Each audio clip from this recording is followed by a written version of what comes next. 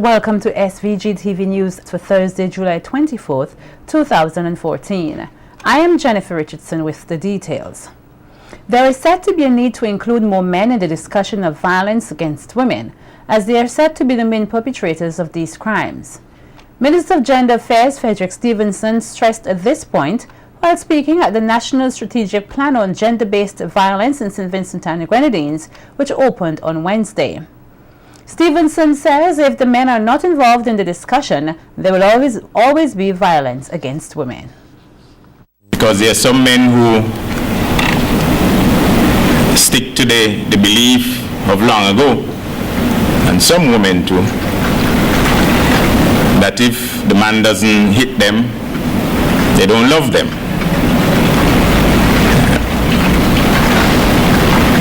But those things, we have to engender changes in our men and boys, and we have to involve them at the highest level in our consultations and in every other areas of life that we do. Stevenson says the consultation highlights the role that all stakeholders can play in the fight against violence against women. From developing projects to providing direct social support to our citizens and embracing the principles of corporate social responsibility. Let us acknowledge the efforts of our women of the world, and more importantly here in St. Vincent and the Grenadines, who are working every day to build a better and brighter future for themselves, their families, and the society. Meanwhile, violence against women cannot be curbed if the cases are not reported. Minister of Gender Affairs Frederick Stevenson says this continues to occur and it is posing a serious problem in the country. There is a procedure that we know if an act is committed against you, you first have to make a report to the police. The police would do their necessary investigations, and once the evidence is there, the matter goes to court. But if the victim does not turn up on hearing day, all that the police and the other persons, whether in the Family Affairs Division, would have done, would have come to naught if persons don't go to court and give the evidence. Proper data collection is said to be one of the major hindrances in properly addressing the issue of violence against women in St. Vincent and the Grenadines.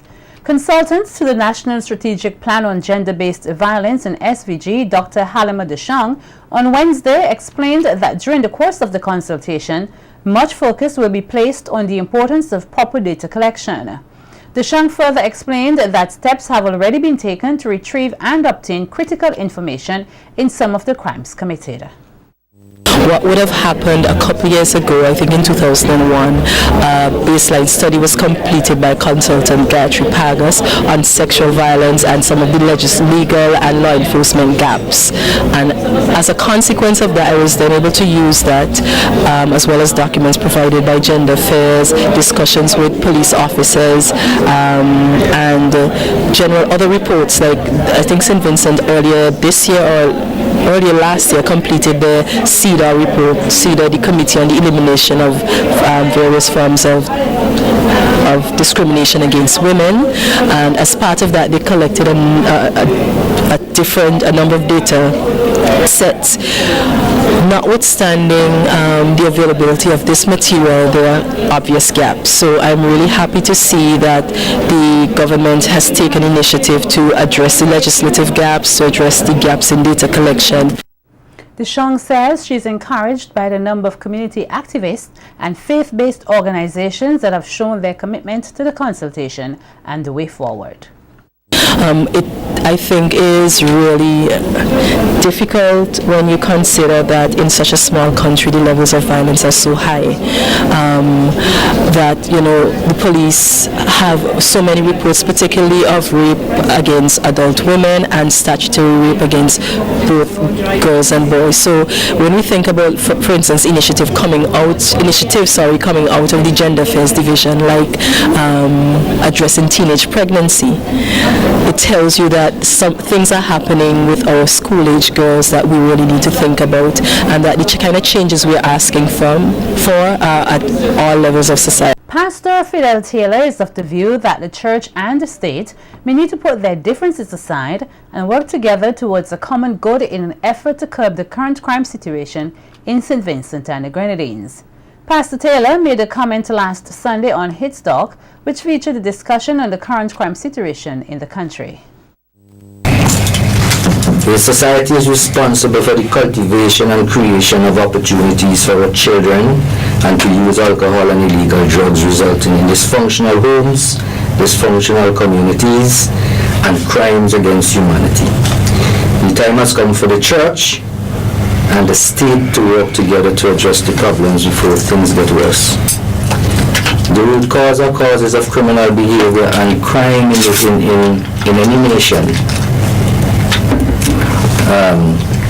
or the root causes of criminal behavior and crime in a nation is as a result of moral and spiritual degradation of the society.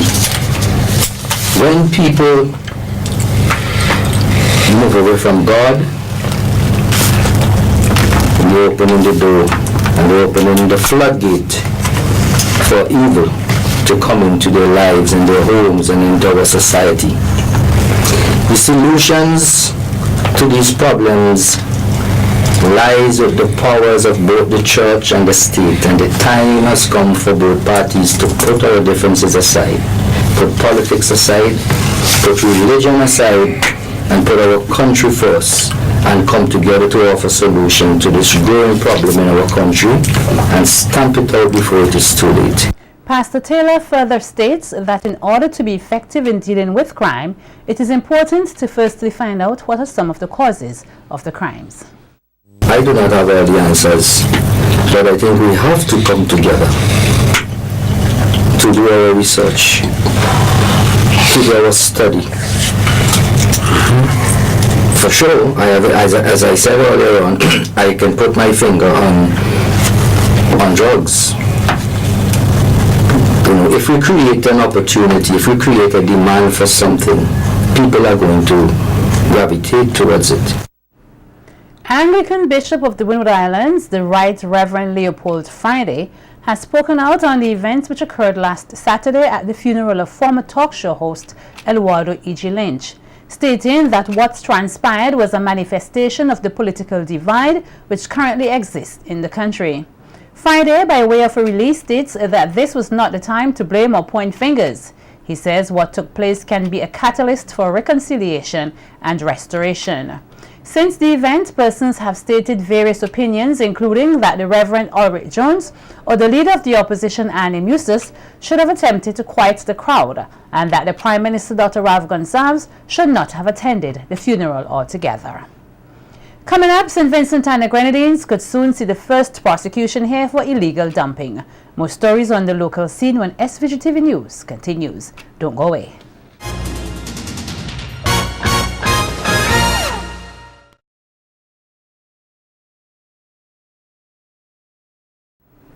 Welcome back.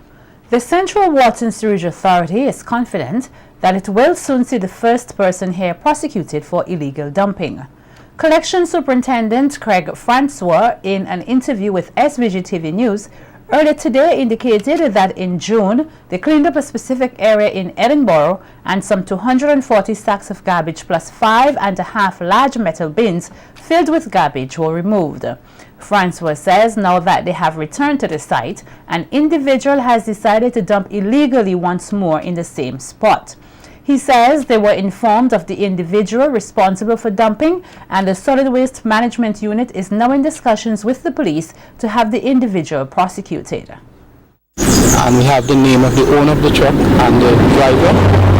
and we have made a report to the police because on the Litter Act, the police are charged with the enforcement of the Litter Act and the prosecution of offences. So that has been done, and we are hoping that there will be a good outcome, which is that somebody is prosecuted for this reckless type of behavior, and it will be a learning experience for the rest of us, the greater part of the population of St. Vincent. Francois says they are confident there will be positive results and make an example of this particular individual. Recently, we had meetings with the police and solid waste, and all parties agree that we need to work together to make sure that the laws are enforced. And I am very optimistic that this time things will happen, because they just cannot continue as they were in the past. I mean, something has to happen, otherwise this country is going to become just one big dump heap, and we have to put a stop to that. And I believe that part of the process of education is prosecution. Meantime, CWSA's Public Relations Officer, Joan Ryan, says they are planning to be tougher on the crime of illegal dumping. We want to ensure that people understand it is illegal, and not only that, it is unhealthy, and it can cost our country, our government, far more money in the long run for management of waste, for health and well-being than it is costing us now. So that is why we are working alongside the police, even closer now, to ensure that persons are, convicted if found guilty of illegal dumping. A seminar geared at building public awareness on matters of finance and investments was yesterday hosted by the First Citizens Investment Services. The seminar dealt with selection of appropriate sovereign investment, assessing the risk of sovereign investment, and procedures for investing in sovereign instruments. The seminar facilitator, Norland Gabriel, told the participants that in order to get big returns, they must be prepared to take big risk. Some people can tolerate risk, Bill, but not everybody. So you need to determine as an investor where and what fits you and your circumstances. And those circumstances will be determined by a lot of factors, some of which will be age. The younger you are, you take more risk. You can start over to the time you're young, you have energy, you have time on your side, maybe money. But the older you are, and especially for people getting closer to retirement, you don't want to take risk at all. St. Vincent and the Grenadines is now one step closer to the establishment of an efficient biosafety management system. Earlier today, the Ministry of Health, Wellness and the Environment hosted a workshop at the National AIDS Secretariat building at Lago Heights, involving members of the National Steering Committee of the National Biosafety Project. The workshop was facilitated by Dr. Sylvester Lynch, coordinator of the named project, and Rohan MacDonald, a member of the National Steering Committee and biotechnologist at the Orange Hill Plant Tissue Culture Laboratory. The workshop was geared at preparing a working draft of a proposed biosafety administrative system and will be used for managing all activities related to genetically modified organisms, specifically handling applications, decision-making, follow-up and enforcement, as well as putting mechanisms in place to facilitate public awareness, public education and participation, and access to information. The fourth edition of the Luke's Kids Club gets underway next Wednesday, July 30th, under the theme Sports and Entrepreneurship.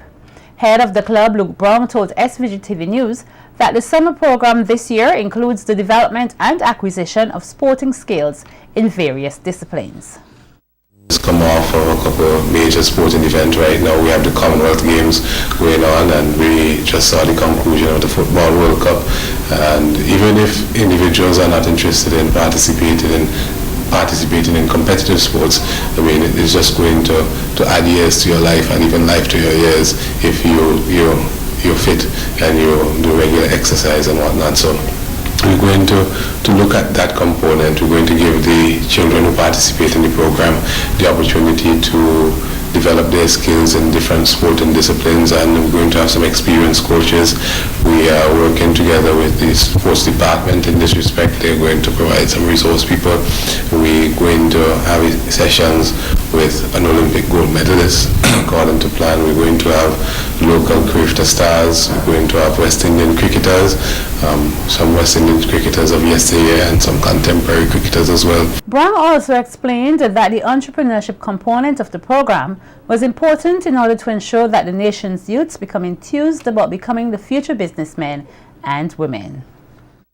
I think we need to think as a people of the ways in which we're going to encourage young ones to get involved in business, managing business, and not managing business in a selfish way, but genuinely looking to satisfy needs, the needs that arise within our country, and to reap some profit as a result of doing that, and to have some focus and pay some attention to the whole matter of innovation and improvement, not only for their own business, but for our life, our national life.